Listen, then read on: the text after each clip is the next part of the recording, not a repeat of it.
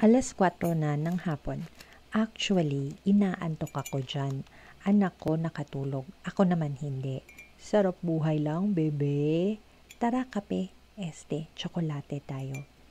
Wala namang ganap dito. Wala lang, gusto ko lang mag-share, magpakita kung ano ang kinakain at iniinom ng ordinaryong mamamayang Pilipino na tulad ko. Diyos!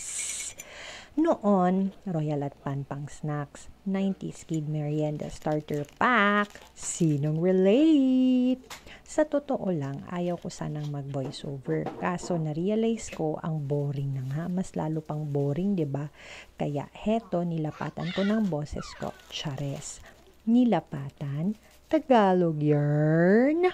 Itong pinag-voiceover ko ay di natugma sa mga pinagkagawa ko sa video. Sorna. Heto, final. Milo Bear Brand Rubisco Fita Marie Biscuits. Bekene men. Ayan, nagtitimpla na ako ng maiinom ko. Di tulad ng ex mo. Di alam ang timpla. Iniwan ka. Durog. Ouch. Ang sakit naman noon. Inom at kain. Huwag papagutom. Di tulad niya, iniwan kang gutom at uhaw sa aruga niya at pagmamahal na di man lang niya kayang ibigay sa iyo kahit saglit. Ano daw? Huwag pababayaan ang sarili, okay? Di tulad niya, pinabayaan ka lang, sinaktan pa. Hala, ano to? Sang planeta nang galing to mga hugot, oy?